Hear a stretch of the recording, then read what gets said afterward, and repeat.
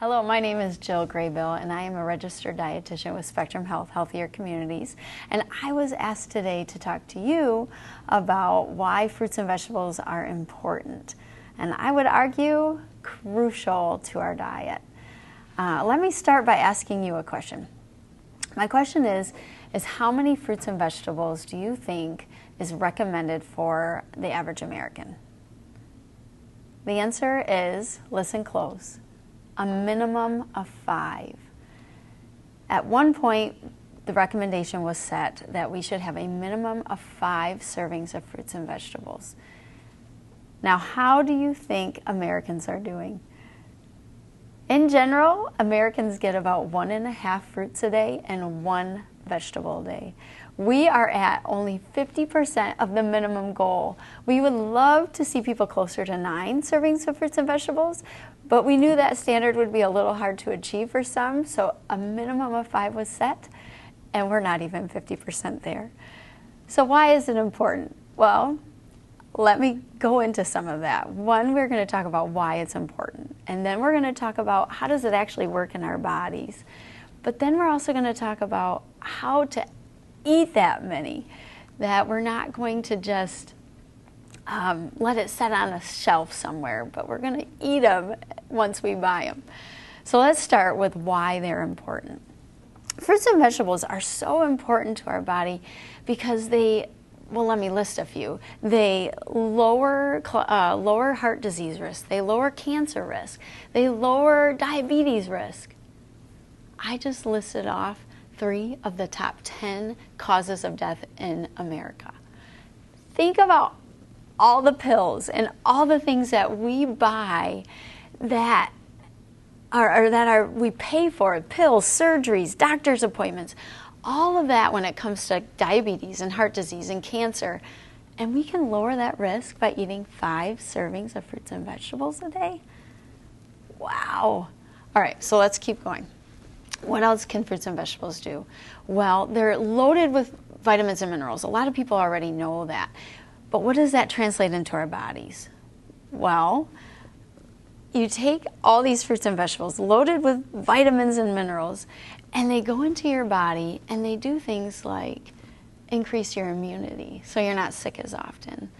They increase how quickly you can heal from wounds. They help with your eyesight and night vision. And I know as people get older that their night vision tends to fade, and fruits and vegetables have those vitamins and minerals which help your eyesight. They also help skin, and I know I can talk to a lot of people about skin health, especially women.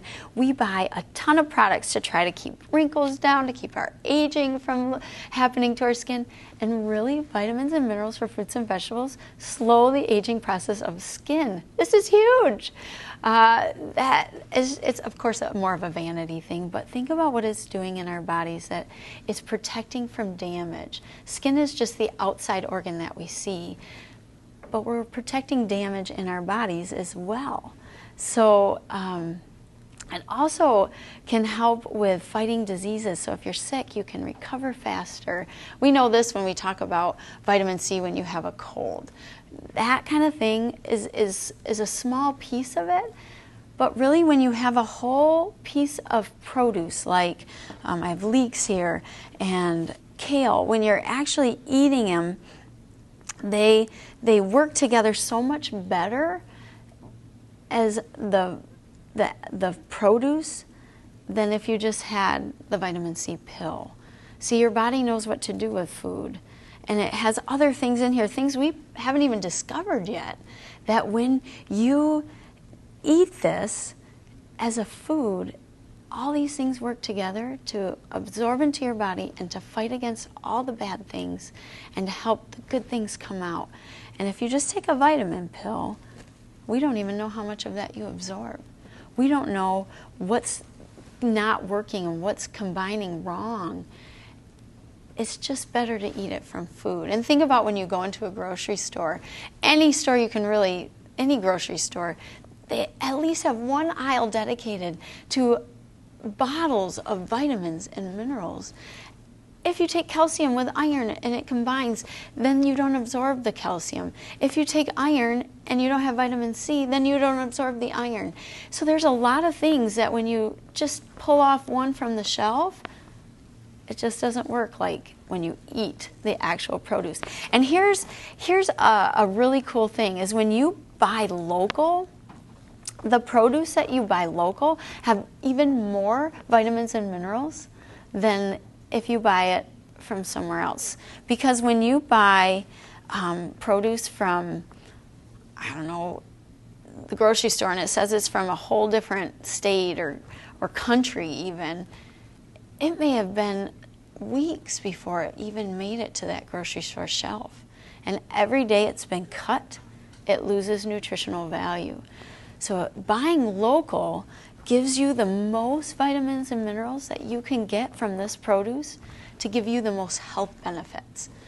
So I would encourage fruits and vegetables from any location when we're talking that only 50% of what we need is what Americans get. However, if you want the most bang for your buck, try to buy local. Go to those farmers markets. Go to places right near you and buy when you can. There are times where things aren't going to be in season, and so you can buy at the grocery store. But when it's in season, when it's local, buy there, because that's when you're getting the most vitamins and minerals. There's a few more things that fruits and vegetables do for our body. Another really big one is fiber. Now, fiber is important, we know, to keep you regular, but there's a lot of studies right now on the gut microbiome, which means basically we have a lot of good and bad bacteria in our gut. And what we're seeing with our American diet is the bad bacteria is kind of taking over and is creating even more sickness in our body. We want to feed the good bacteria so that we can be that much stronger in our bodies.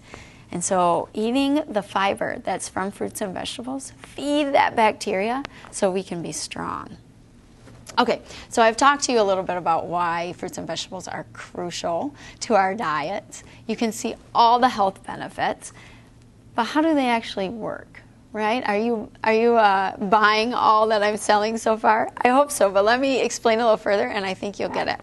So I have here, it's metal and it's rusty and I'm not sure exactly what this tool is, but it had rust on it, so that's what I wanted to talk about.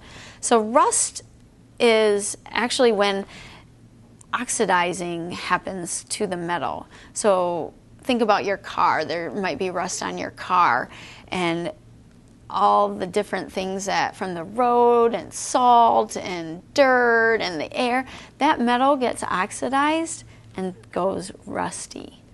And when that happens, it creates damage, right? It damages your car, it can damage metal. What does this have to do with our bodies? Well, have you ever heard of the word antioxidant? When I talk to people, I'll say, who here knows the word antioxidant? And a lot of people can raise their hand and say, I've heard of an antioxidant. But when I say, what does it do in your body? No one really knows. So what's happening in the body is a lot like what's rusting this metal. In our bodies, we have cells, and there's damage that happens to our cells all the time. Our food that we eat, if it's unhealthy, air pollution, the sunlight, stress, all that damages cells. And a damaged cell, which I'm going to call a rusty cell, that damaged cell can cause things like cancer and hardening of the arteries, which lead to strokes and heart disease. It can also cause damage to the skin. Think about UV light and how it damages the skin and causes aging. All that damage is basically like the cell rusting. It's a process called oxidation. The oxygen hits the metal and it oxidizes it. It causes rust. The same thing with all this air pollution and UV light and all the things that stress our body out, our cells get rusty. But antioxidants are like wax to the car. It protects that cell so that we don't have to worry as much about all the things that are hitting our body. We're fighting back. They're antioxidants that are loaded in our fruits and vegetables that basically wax that cell and keep it from being damaged, keep it from causing cancer and strokes and heart diseases and diabetes and all the things we've already talked about. That's how this stuff works. But it also works by what we've already talked about, the fiber in it, feeding the good bacteria. That bacteria, there's more bacteria in your gut than there is cells in your whole body. That bacteria really fights for our health, and we want the good stuff fighting for our health. All right, last but not least, let me talk about how to eat them. So many times I hear people tell me stories of, you know, Jill, I decided I was going to be healthier. And they go to the store, they buy a refrigerator full of fruits and vegetables, and then they sit there. And they sit there. And they sit there until they go bad and they throw them away. And then they come back to me and say, listen, this just didn't work. The truth is, it was all there, but they just didn't use it. None of this is going to be good for our bodies unless you eat it.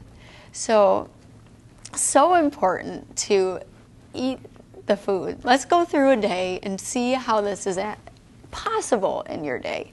So you wake up, you're going to have breakfast. What kind of things can you have for breakfast that would include fruits and vegetables? Well, it could be very simple. You can cut up a banana and put it on your cereal, or take some berries and throw it on your oatmeal. If you want to get a little more adventurous, you can make a smoothie with all the berries and fruits, but throw in some kale, throw in some spinach. It'll make a green smoothie, but you got your vegetables in, right? And it was pretty easy that way. You can also make an omelet. Now I know omelets can be unhealthy, but you can make them healthy. Maybe skip the cheese, skip the bacon and all the added meats, and throw in mushrooms and green peppers and red peppers and onion, and you can have an omelet full of vegetables. So that's another way to get some fruits and vegetables in the morning. All right, so that we had our breakfast. Now it's mid-morning and a snack. And great, easy snack is just a whole piece of fruit. It's like nature's grab-and-go snack. You don't have to prepare it. You may have to wash it, and you can go. Perfect for anybody who's driving in a car, anybody who's busy. Fruits that are already packaged and ready to eat are a great thing to have just laying around. They have done studies that show that if you have even just a bowl full of fruits on your counter, that you'll be healthier. That's it. Because you tend to grab what's easy. And so I always say, don't buy the junk food, because if it's easy to grab, you're going to grab it. If that bowl of fruit's sitting there, you'll grab it, you'll eat it. It's just that much simpler. All right, so let's go to lunch. What can you do for lunch? Well, salads are a quick go-to, right? You can always have some lettuce leaves or any kind of lettuce, greenery that you like, and you throw on different other vegetables. You can throw on fruit. But let's just talk about a word of warning, because I've seen a number of salads that have more ranch dressing than they had the lettuce in the salad, right? I know some of you know what I'm talking about. That makes that salad a lot less healthy, right? And so what we want to do is keep it healthy. So load it full of the produce and then your vegetables, and if you want to throw some fruit in there, that's great. But maybe skip all the bacon bits and the cheeses and croutons, the things that make it less healthy, and keep your dressing on the side and just use a small amount, because that's what's going to make sure we're getting all the vitamins and minerals, and we're not making the salad something that's worse than a Big Mac. Okay, so salads are great. You can always just have some fruit and vegetables on the side raw. You can have leftovers. This is a great time to use what you cooked full of fruits and vegetables the night before, and have it for leftovers the next day. Grab and go once again. So very easy. Mid-afternoon, a lot of times people get snacky. And so this is when I would recommend having some hummus or some dip, and carrot sticks, of course, and celery, of course. Those are easy go-tos. But don't limit yourself there. Include cut-ups, broccoli and cauliflower and cucumber and peppers. I know even when I work in schools, kids will like those sugar snap peas that you can dip. I love them. They're sweet, and mixing it with some hummus is going to keep you full a little longer. And also, even green beans. We can get green beans around here really inexpensively, and usually throughout a good part of the growing season. And you can just dip and eat raw green beans. So all that, just have some adventure with it and enjoy that. That's a good quick grab and go for an afternoon snack. And then at dinner, this is when a lot of people tend to have their one vegetable a day. Well, maybe make it two.